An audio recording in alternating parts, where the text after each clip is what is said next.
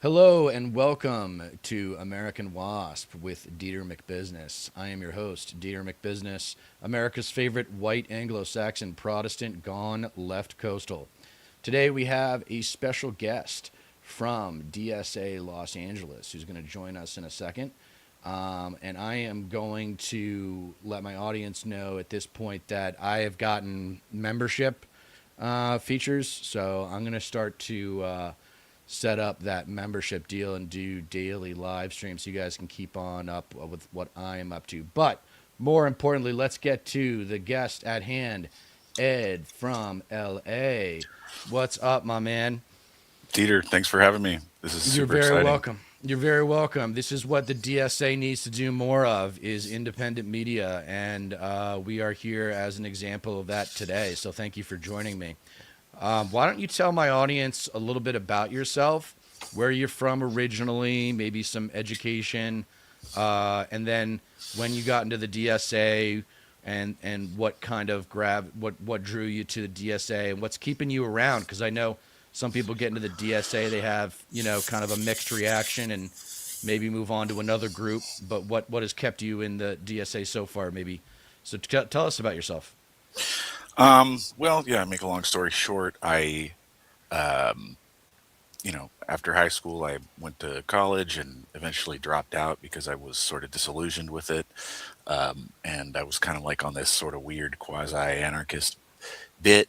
But after, Bernie Sanders ran for president, there was like a lot of energy around that. And I kind of got involved and I sort of liked that kind of energy. There seemed to be a viable pathway forward. And after that campaign ended, a lot of the people that I'd become friends with were joining this org called DSALA, and I wanted to, um, continue the energy basically. So I joined with So them, this was and 20. So this was 2016 this was and 2020. I didn't do 2020. anything in 2016, but I was like sort of on the sidelines. But then when he Mm-hmm. ran again, I wanted to get more like close to it. Mm-hmm.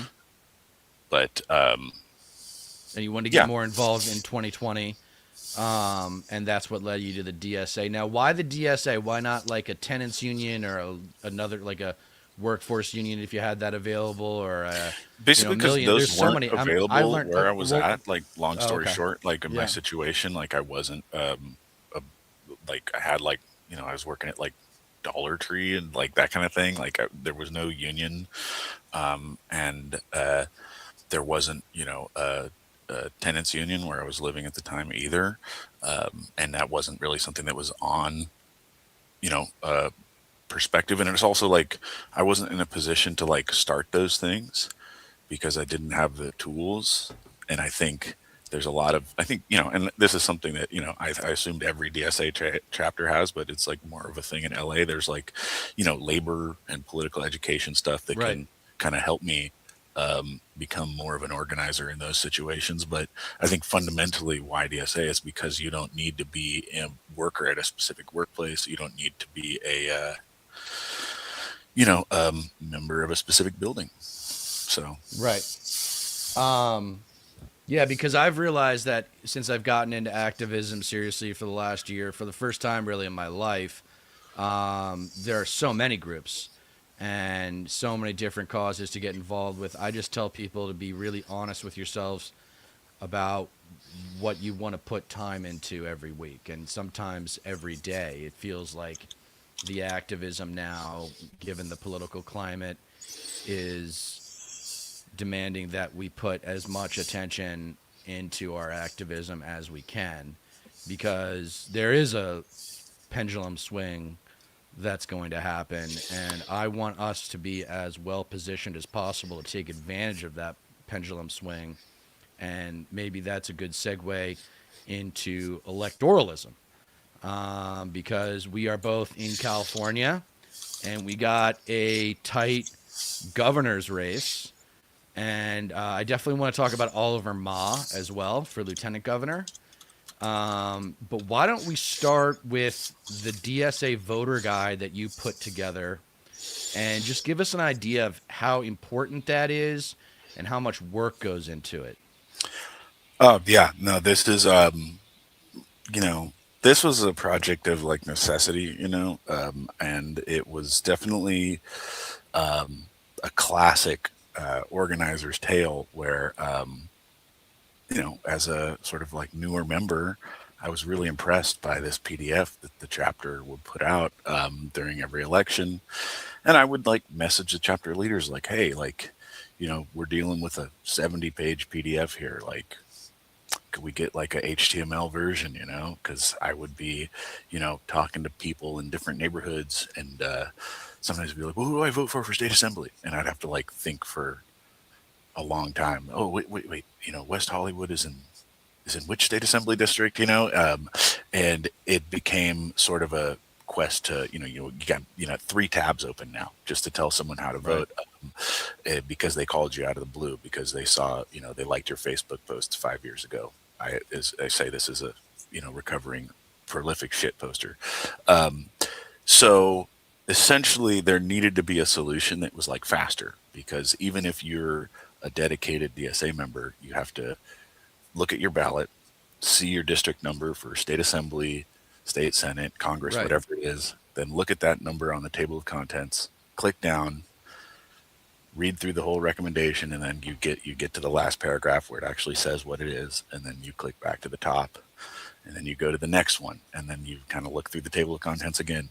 And it just seemed kind of frustrating because, like, nobody's really printing this thing out, I don't think, and it's like there's like beautiful artwork and stuff, but it just seemed like not the best system. There was a computer science guy, and forget, I apologize to whoever he is out there, but there's some computer science philosopher type of guy, and he was saying, like, the computer was so great because we liberate ourselves from the tyranny of the edge of the paper sheet.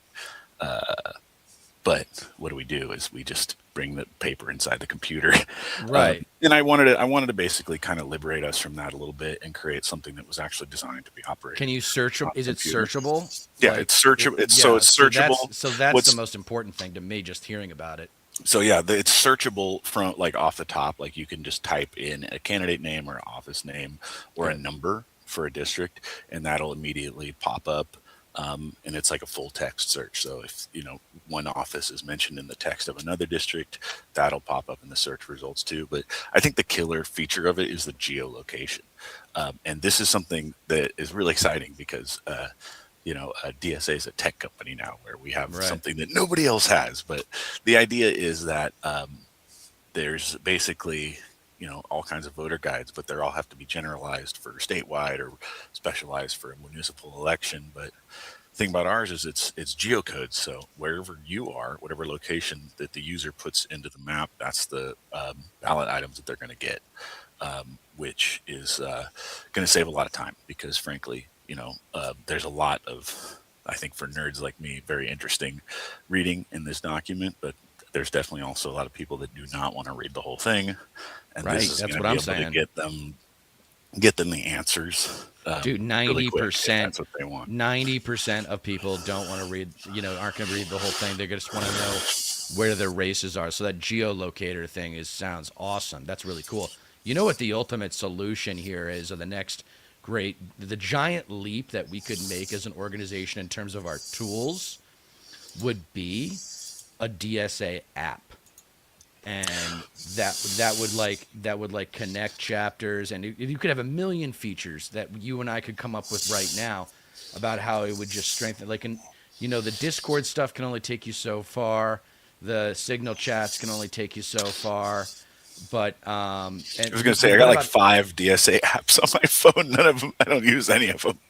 right? So there should be one that national runs that has like that media stuff that we've been talking about, um, as well as the voter guides, as well as like a Rolodex if you want to chat with members from different districts.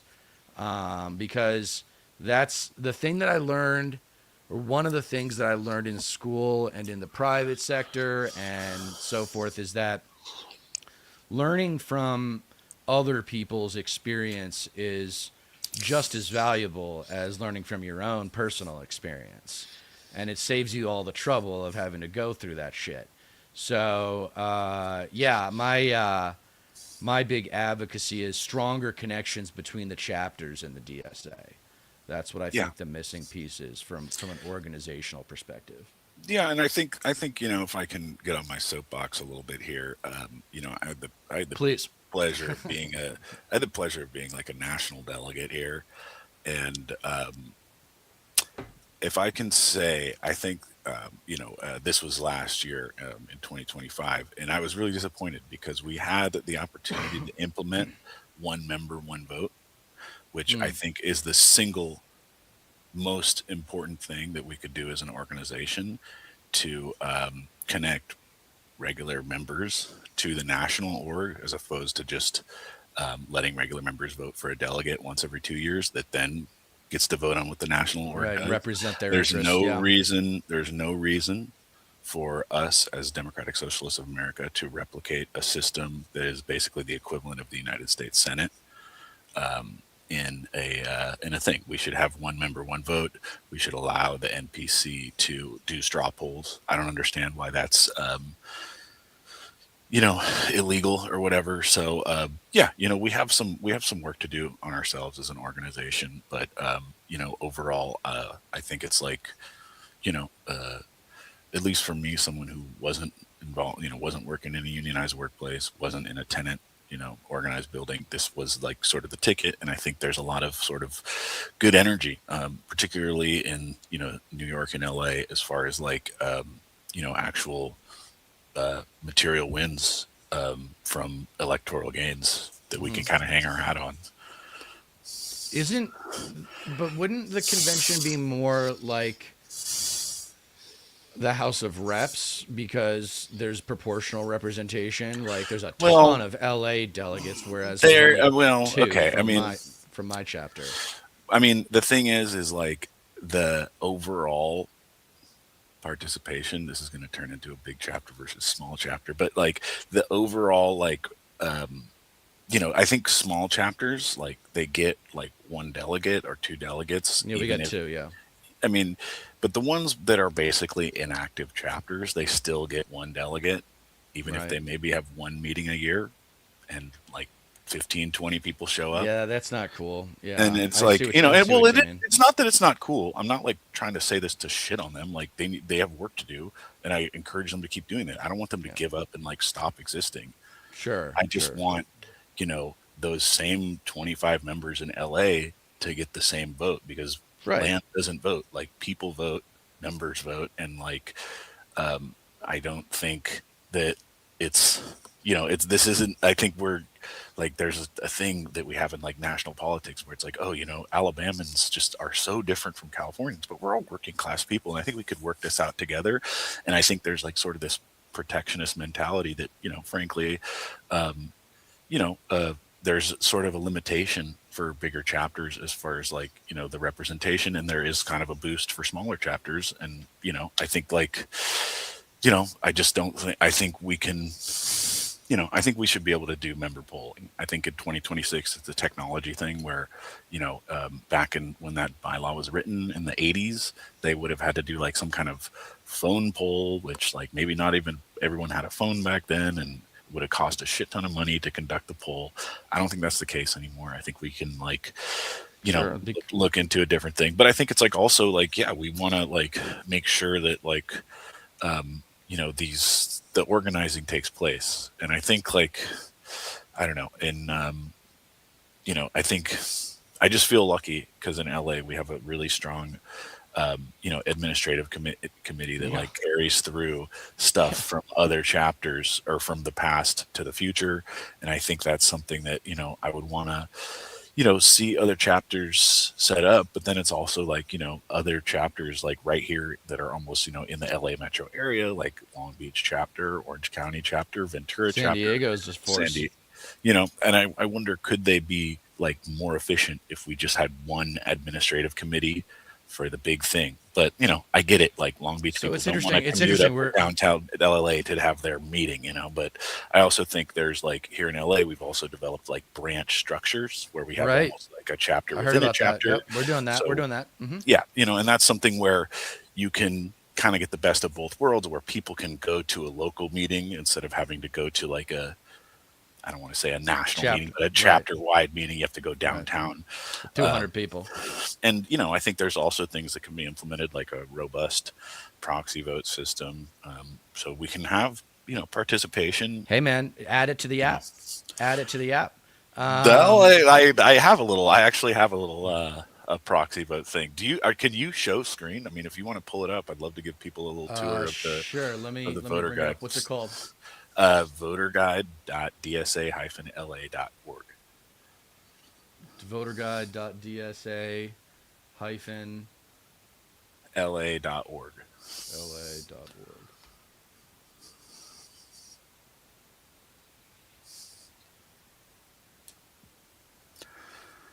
Stand by. Here we go. Okay. What do you want to highlight? Well, I think so. I think most importantly is our six endorsed candidates right there in the middle. Mm-hmm. They are Marissa Roy for city attorney. City attorney is kind of like one of the most powerful citywide positions in the city of LA. In many ways, more powerful than the mayor.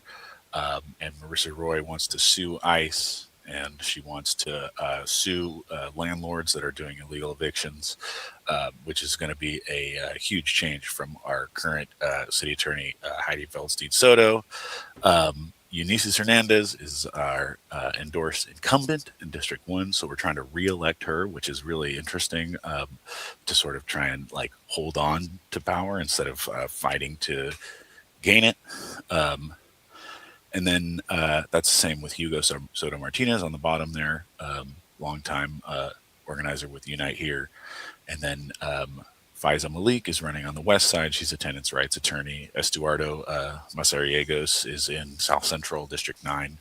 He's a housing advocate with ACE, which is Alliance for Californians for a Comfortable Economy. That's not the right acronym, but yeah, he's a housing organizer. And then Rocio Rivas is another incumbent on the LAUSD school board.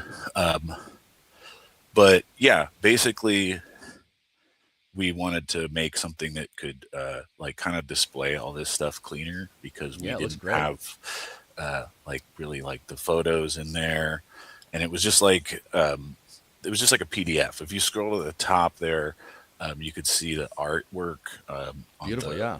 Great left stuff. side, like that's like the cover of the PDF basically document, and it's just a little bit of a way to like do it. If you want to try to do a geolocate, or like take a look at the map, that might be helpful.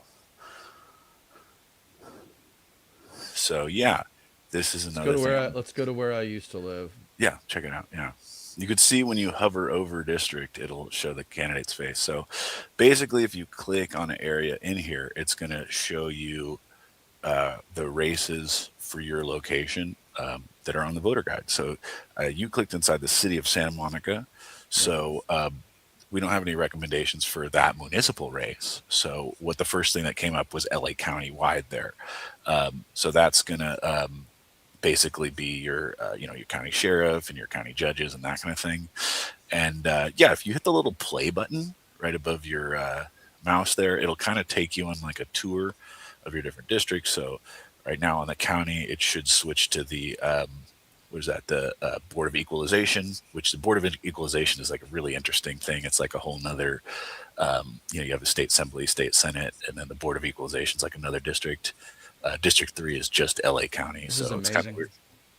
Yeah, but it basically is giving you a tour of your different like gerrymandered districts or whatever. So right now you see your state senate, there you see your state assembly, and like how different those are. But you can kind of pinpoint the one location when within that. See, here's your U.S. Congress. Congress, right? Um, so the point is to kind of give you like a tour of your different things. And then it also has this area right here is non-contested.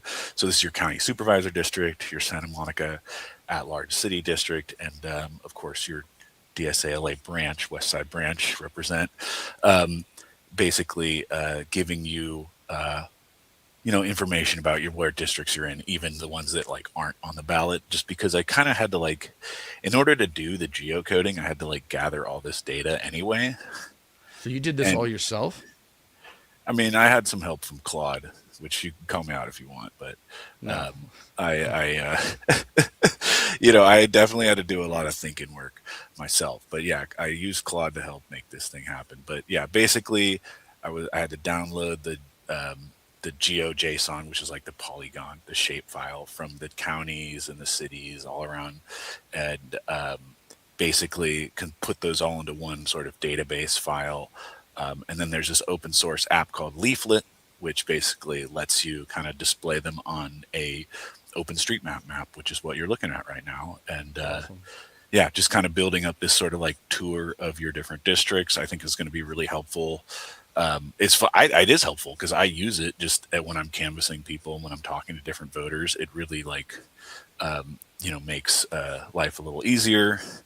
And then you can also like hover your mouse over the little pills in the drawer right there, sort of on the top right. Those are the layer switches, so you can like switch on the different layers. Like if you want to see different like Yeah, let's see Congress. Let's see yeah, you can Congress. you can see if you want to see like different ones at a time. You can do that, and you can turn them all on and totally like make the map a complete mess if you want to. But um, yeah, like um, it's definitely been a fun thing. Like one thing that I'm really stoked on is how the map can like show our territory. So you see that San Bernardino district that's hashed out. It has a kind of diagonal marks on it. Yeah.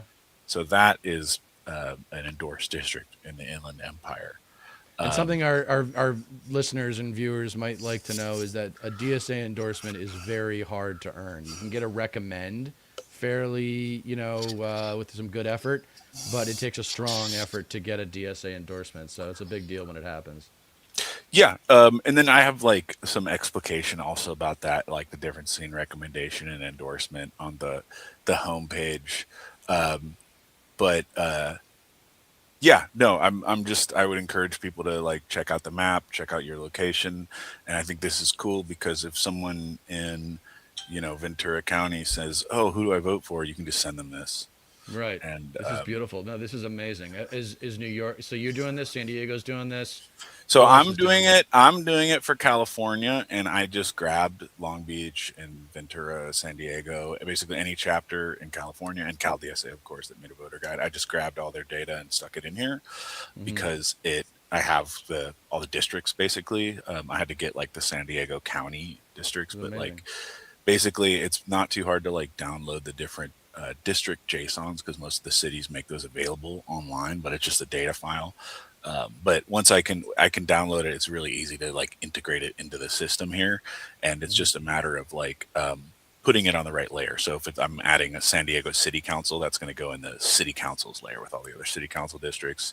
If I'm adding San Diego County Supervisor or San Bernardino County Supervisor, that's going to go in the County Supervisor layer with all those districts. But yeah, just kind of like trying to like keep it tight as far as like Well, that I mean, goes. the And good then news, yeah, the real the long term value is you've already like every state can do this, yeah, and it's and not every state should do yeah. this. Yeah, it's not, and I want to stress this. I'm not open sourcing it because I want to keep it for DSA. So, Yeah. if any other chapters, like if you're a leader in a California chapter, just like we'll, I think we're gonna like just integrate it into the DSA guide, DSA LA guide uh, for now. But No, I'm maybe talking about like maybe two next years. cycle I'm it'll talking turn in. like yeah, like Yeah, 2 years, like 4 years, like I think it'll we can grow do over what I'm time. trying to say is I think we can do it by state, like New York Right. State DSA Right. can have one for their whole thing. And I guess there's folks in New York that are looking at this that want to integrate it, but that's going to be a big job because they don't have like county supervisors. They got like borough presidents and a whole other like System. structure of that Hmm. I would need to kind of like understand before I could rebuild the layers. But it's Well, I don't you think know you should have to do it for New York. I think you just give New York the template and then they build it on their own. I'll give them. I want to give them a little bit of support because it's like I definitely want to make if I can modularize it for them, then it's going to be something where I'll be able to develop the documentation where I'll be less involved if, Chicago or Atlanta DSA wants to use it down the line because I'll be able to kind of like, okay, well, I need to teach people how to get the GeoJSON. I need to, I'll be Sure, able to sure. kind of like make that. So I want to provide as much support as I can. Just total DSA side quest maxing. But Nice, man. Well, we're lucky to have you with this kind of. I mean, I know it's a capitalist term, but entrepreneurial spirit. Like you're taking a project on your own and saying this needs to be done. I know how to do it, so I'm gonna fucking do it. I yeah, mean, and not yeah, it's not an average membership here that we're talking about for DSA. You are not an average DSA member. You contribute far more than your weight. I appreciate that. And I think it's funny that you say that because, like, yeah, the other thing I do that's like sort of like um, y- entrepreneurial is I do like a DSA band. Like we're not all DSA, but we have, Oh, that's cool. I'm a band leader here in LA, and we go out and play gigs and stuff, and it's I'll joke about it with people. Oh yeah, it's the DSA band when like the reggae, as if we had the freaking reggae working group or something. But Yeah, it's definitely like kind of like an entrepreneurial thing. We're going yeah. out there, we're like making deals with these different venues, and we're securing this thing, and like yeah, we'll have someone come out from the chapter and sell chapter t-shirts instead of our own merch so we can put Well, money in the thing. But like we're also kind of like making a little bit of putting some money in our own pocket on the side too, which I think is like, um, you know, maybe somebody doesn't like it, but I think we could have that conversation. And I think you have most no, importantly, you have our no. goal Your is to time, spread the dude. word, You're through yeah, but music and everything. you need to get compensated. Like entertainment. So for those who don't, I worked in Hollywood for a while, and I did the producing thing, the acting thing, the stand-up comedy thing. I've always respected the hell out of musicians because it's something I can never and will never do. Um, but it's exploitive. Like the whole world of live performance is extremely exploitive Oh, from it's so bad, dude. at every level Don't because even get me people are started. because people are desperate. People are desperate for the exposure. People are desperate for the opportunities. That's why Ron Placone apologized for being part of like the Jimmy Dore contingent. And I was like, dude, you don't need to apologize for that. You were a desperate artist looking for exposure. There's that attitude of you take whatever work you can get whenever you can Yeah. get it. I mean, it's just like people who haven't lived it don't really know that level of desperation, and so it gets exploited. But the thing I that I could tell you wanted, stories. oh, I'm sure, no, I'm sure it's everybody who's tried the performance game um, can really relate to it, Yeah. and I mean, And without getting into my own yeah, trauma, I think that's sure, part of the reason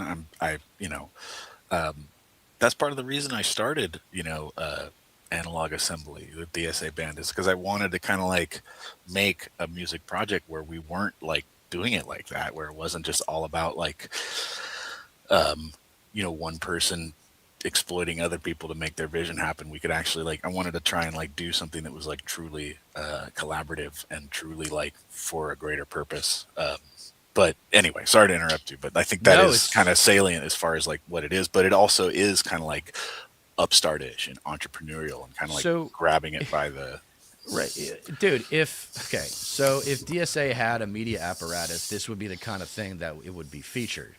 Like, why do other chapters not know about this? Like, I talk about it in one of my essays how the left has all the artists. Like all of like art is about empathy. So it. Oh, you gotta go. Oh, we lost him. Oh man. Well, that was a good chat with Ed. It sounds like he needed to go, so I'll give him a minute to come back if he wants. Um, and did you need to go? Let's get to some chats. ABS Anonymous Bastard. Did you guys see the 2025 election autopsy released by the DNC? Sure did, and it was an absolute joke. I absolutely hated it. Um, well, I didn't even read it. I mean, I just watched commentary on it, but I'm not surprised that a guy like Ken Martin produces that product. Ken Martin is soft, he is weak, and I think he might be a little stupid too. I think he might be a little thick. And I don't want to do ad hominems all the time on this chat on this. I, by the way, Ed is going to be coming back in about 5 minutes. But yeah, no, the autopsy was half-assed, and it didn't mention Israel, Gaza. It didn't talk about a number of different things. It was an unsurprising result of a very flawed institution in the Democratic Party.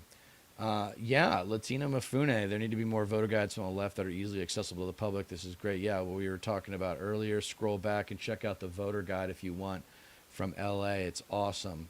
And more chapters need to adopt that format. So, anyway, we'll give Ed a few more minutes. Fire up the chat, guys, if you want me to talk about anything.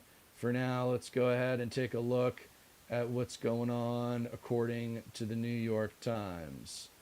All right, we got. Oh no. Why is this up? No, here we go. Tulsi Gabbard resigns as intelligence chief. That's good news. They'll probably put in someone who's even more psycho than her, though, so that's not a good thing. The Mandalorian and Grogu, Baby Yoda talks, takes the silver screen. Oh, nice. Here comes Ed. All righty, Ed. Hold on a second, buddy. All right. No, it's okay. Your audio isn't working, though, so you got to do that thing again. 1, 2, 3. Can you There hear me? you go. You're Yeah. good. Yeah. So one of the things that I wanted to pick up on that you were alluding to, which is like if capitalism, people who are going to defend capitalism would defend entrepreneurs. They would use entrepreneurs as their primary piece of evidence to suggest that capitalism does produce new ideas, innovation, Hate it. creative problem solving. So Idiots. what would your response to that be? To these absolute fools. Well, let me ask you one thing. Yeah. You're going to go out and start on your business. You're going to more likely to do that if you got your own healthcare plan. Right. Your healthcare plan's attached to your fucking boss. Are Right. you more likely or less likely to go on your own? If you Right. have a mortgage, where you're, underwater, and you got a $30,000 repair bill, Here we 'cause, are talking you're about making, desperation again. like you're, well, I mean, like you can't afford to, to keep your own house together if you're an owner, Right. if we have universal housing program, doesn't that free up a little bit of your uh, money to do what you want, Start a business. And I just think that, like, I don't know, it ties back to what Karl Marx was talking about. I want to go fishing in the morning, I want to play reggae music in the afternoon, I want to write Python scripts at night, but I don't want to be a fisher, a reggae musician, or a coder. I think that's what Karl Marx said. But, like, basically, we want to our labor gets so, like, monotonized. You have to spend 8 hours a day doing one thing, so that you don't, you can't, like, devote the mental energy that it would require to do, the other thing, fix your car, repair your, siding on your house, or whatever it is. Spend time with your kids. Spend time for your kids. So you have to basically pay someone else to do that. And it's like, on certain levels, like, that can be a really good thing because you can scale up with efficiency. But on other levels, that can, like, hold us back and tie us down and sort of, like, prevent us from, like, becoming, like, the fullest, most well-rounded humans, like, possible. And I think, like, there's a certain, like, spirit of, like, like, true freedom that, like, I think can only happen when we have, like, just Basics. our Yeah. basic needs met. Like, I don't know. I mean, it's really not that complicated, but, like, it's also, like, there's a negative, like, that's, like, sort of the positive way of looking at it. But, like, living, here in LA, unfortunately there's, like, a housing crisis, and there are, like, street homeless around, and it's like, like, there's plenty of people that like love capitalism that are like, oh, but I'm scared to walk around because of the homeless. Well, it's like, doesn't That's that a mean the product of the system's system. not Yeah. fucking working? Like, doesn't that Right. doesn't that mean like the No, socialists they've been aren't taught. making homeless people? It's the fucking landlords, you know? Like, I don't know. Like, But so conservatism has been such a part of our culture since 1980 that they think those people are lazy bums who deserve their fate. yeah, and it's like, I think, Go somewhere else and get them out of here. They say throw them on a bus and ship them to Bakersfield. That's what they well, would want to do. I as a recovering lazy person myself, I think, if your only option to be productive is to make a rich person richer, that's not going to Right. be. I No. didn't ever want to do that. But No. That's how. if I That's can why be I left corporate productive America. if I can be productive for socialism, I I'm gonna jam on it. Like Right. I'll be working 12-hour days. And because it's like I feel like I'm really contributing to something that's gonna like not just make a rich guy richer, but actually benefit like my party, my org, my and future generations of humanity. So I think there's definitely like an aspect of like uh, when we're in a for-profit society, everything kind of becomes purposeless. And there's a big, this ties into like in-shitification discourse, which I think is like really important to talk about. If we're going to talk about like tech products and like coding and development, that's like a huge problem because like 90% of like development and tech is just like building something that's really cool and then like making it shit and sticking ads onto it. And like, I don't know, like that's not something I want to do. But Sure. yeah. Well, so a couple of responses. One is you did something in your response that is always smart for leftists, and leftists watching this should adopt, is get people on policy like healthcare and housing, because you just can't lose. The the results speak for themselves.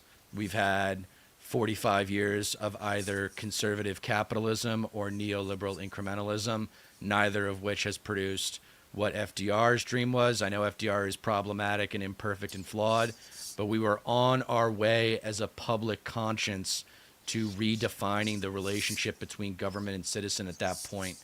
And then obviously he died. We didn't get his second Bill of Rights. We dropped the bomb, and then we're in the Cold War. So that was the crucial pivot point at that generation.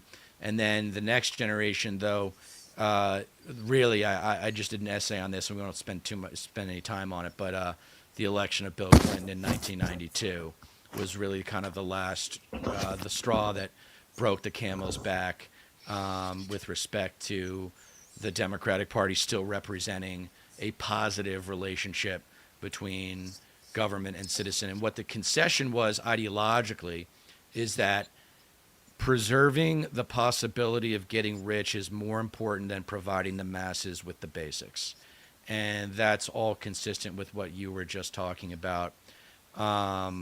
And so I try to put things in a little bit of an historical context so that we can get past this propaganda that started in the 80s and continued and took new and different forms in the 90s, and led to ultimately what I think the disappointment of Barack Obama was just the forces that had been established in the 80s and 90s were and through W in the aughts were so strong that he just couldn't overcome them. And it's a tragedy. But getting back to the entrepreneurialism, and I think the DSA or just self-proclaimed socialists, we could do a better job of making sure. Like, I love your response. The only constructive thing I would offer is that we would start with, we don't want to hurt small businesses. We love small businesses. We love people going out and starting and to make a living, coming up with good ideas, especially when they constitute solutions to public problems. Like, that's kind of where I would go. Like, if I were freed up with healthcare and housing and didn't have to pay for that shit, then I would be searching for like the macro problems. Like, what are like, that would be my passion. So that would free me up. And that's another word that you hit on that I think the left could hit more and more frequently and stronger, is freedom. Is like, if you have to pay a debilitating amount of money for rent, health insurance, cell phone, yada, yada, yada, and you're going into debt every month, a little bit more every month on your credit cards, you're not free. You're a slave to money. Yeah, no, absolutely, and that's one of the main like things that I think is like it's a fine line that we got to walk here. I think we want to like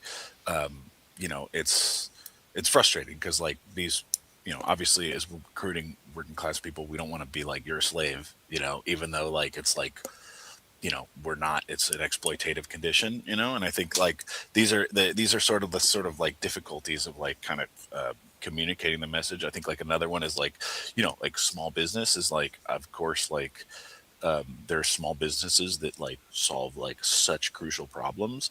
Right. There's other small businesses that are like super exploitative and don't Mm-hmm. really innovate at all. So it's like Yes. it's not like a blanket like I don't. It just it can be very like difficult to like articulate these things, but like it's also just like something that is not too hard to understand. I feel like if you understand like the sort of class relationship and that like ultimately again in capitalism like we're situated where we have a state that's like focused on protecting capital and not protecting working class people, and that's Right. obviously not the way it should be. But like, it's we're the only ones that are going to be able to fix it, which is like God help us. But yeah, we gotta keep doing the best we can, and like again, it's like media plays a role, but it's really like I have no idea, you know, how far it's going to reach, and like ultimately I think a lot of times it's that two-way organizing conversation like that's real in person that is like how these things build up. Mm-hmm. And Jane McAlevey, rest in peace, would talk about not taking a shortcut, and I think there is this sort of like temptation to use media as a shortcut where it's like it plays an Yes. important role, but it Yeah. can't we got to avoid looking at it as a shortcut because ultimately um, like leadership isn't like a one-way thing. It requires like that back and forth, and like it's there's just it's a big challenge because we have a message we got to get out, but we also need to listen to people. Well, I mean, the sense of community comes with in person interaction. I feel like the East Bay DSA does a great job of having like coffees with comrades like every weekend. And they have, socials every month and they have political education every month. And so that's kind of in line with the established modus operandi of the DSA, which is to be the foundation for that personal community. I just want to build on that and strengthen the connections. It's kind of like how your brain works.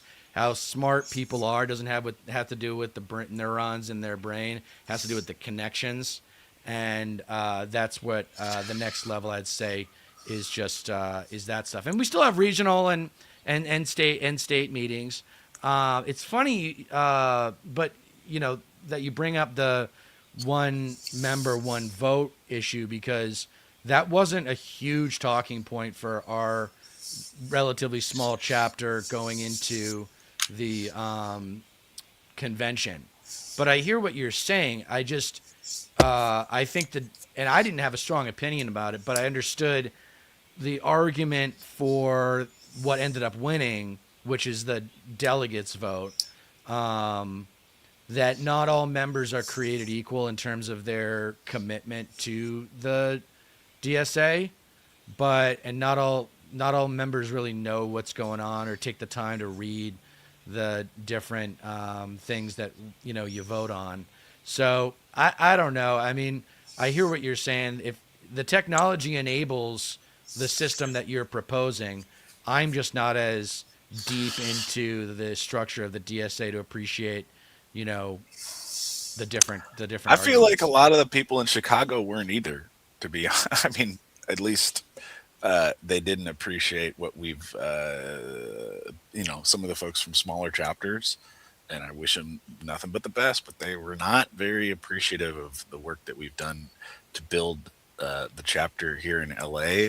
And Yeah, it definitely felt kind of bad. I think um, there's just a lot of like, the problem with convention is it happens once every 2 years, Right. and we set an We agenda, never and get then we never get through a third of it.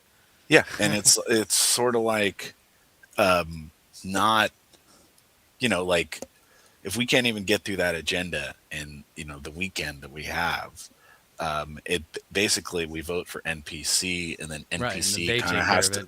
they Right. have to like kind of like guess Yeah. what we would have voted on, and it's sort of like NPC, like unfortunately it is like sort of voted on like caucus lines, and yeah, it's not really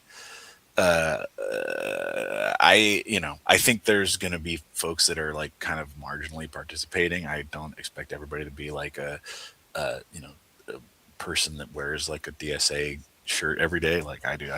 I didn't wear it today, but I kind of think also like there's certain elections that are like more important than others. Like if we're going to Sure. vote to endorse AOC to run for president, that's something that we should all vote on, not just the NPC. And I think um, you know Yes. we want to have a certain thing where the NPC can make certain decisions. I don't think we should vote on everything as members. I don't think we should vote on like, is this design appropriate for this national campaign? Like, are we going to hold the convention in Chicago or in Atlanta? Let the NPC decide that stuff. Like, are we going to hire this person? Like, of course I don't want to vote on that.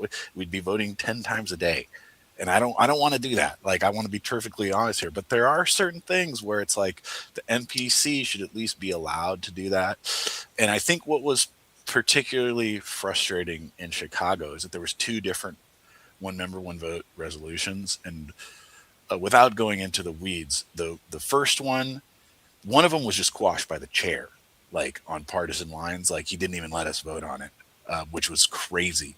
Um, but the other one did get voted down, and it felt like it was mostly it felt like it was basically all small chapters voting no because they were like, oh, the big chapters are going to overwhelm us. But I don't think that's what anybody from big chapters like wants to do. We don't want to like overwhelm the small chapters. I think we just like have these electoral programs that we want to like keep building on, and like we want the small chapters to be able to like do that too. Yeah. I think there should be a system where they can um, throw the vote out there for certain issues. I Sometimes. mean that we are into the democratic process. That is kind of our identity, and I totally but we can get creative with that process and decisive with that process, right? Like no one's going to have a problem with the NPC deciding where the next convention is and dealing with all the logistics and bullshit for that. We don't need to have votes on that. We don't need to have votes on tweets. We can have Of one, course. two, three people that run the Twitter, and the same for the Instagram.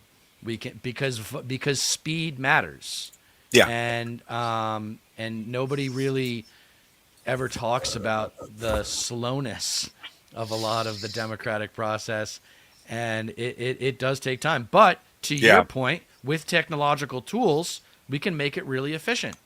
Yeah. So I think if the version of what you had proposed, of what you articulated, had been proposed, it would have been way more popular. But here we are again at bad communication. Yeah. Well, that was a problem when we couldn't get the voter guide done in 2022. Is we were letting members vote on every code change. Right. Oh Jesus, that's a lot. No, I'm just That's kidding. a lot. Oh, okay. Sorry. Yeah, exactly. No, But no, no, you could no. imagine. Well, oh yeah. So when you said code, I was thinking of like institutional code of conduct or something like that. You were talking about like computer code and stuff.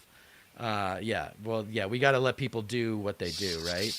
Um, all right. Well, I know you got to run soon, but Yeah. is there any other things that you want to touch on before you go, or any kind of messages to my fans before you go? I want to tell your fans to join DSA if you haven't joined yet. Um, Run for national delegate. Join your chapter's leadership if you haven't yet. And then, I think if you are in chapter leadership, be sure to, if you're in California, make sure you appoint delegates to Cal DSA. Don't sleep on it, please. Looking at the San Francisco chapter. So yeah, I think there's a lot to do. There's a lot of building we can do, and absolutely solidarity forever. I'm really glad, Dieter, that you're making this podcast here, and I hope that we can, you know, we need, like I said, media is not a shortcut, but I think we need to keep growing media, and I really appreciate the work you're doing, and I would, hopefully look forward to coming back one day. Yeah, well, to plant a seed with the audience, just so you know, we're going to try to have Ed, we're going to try to have Ed join us on primary night, which is June 2nd, Tuesday, June 2nd. And he's going to be at a party in LA, strap his gear on, and try to join us. I'm going to be live with Stat Pat, Stateless Patriot on Left Coast Live, my usual program. And then we're also going to have someone that my audience might have heard of named Secular Lefty, who is an election geek, and he goes through all the different congressional races and really provides a good survey of the landscape of Congress, which is what the mainstream media should be doing. But instead, all they do is focus on 1, 2, or 3 stories max per day, and they recycle those. And that's a huge problem with media. And that's why another reason why I think indie media is a great opportunity for the progressive left to kind of create a national network of activists and other community leaders like union leaders and community organizers and so forth. So when I talk about media and stuff like that, I just want the DSA to be the glue. I want us to be the glue for a lot of other organizations as well as individual chapters, because we could learn a lot from DSA LA. We just did in this stream. That voter guide, Thanks. that's something to aspire to. So And thanks for your time, Ed. Don't forget to vote, everyone. Sorry. Yeah, don't forget to vote. And we like Tom Steyer for governor and Oliver Ma for lieutenant governor. Those are the big names that we'll drop at the end. Thank you for watching. Please never forget that you don't get change in America by asking nicely. And as always,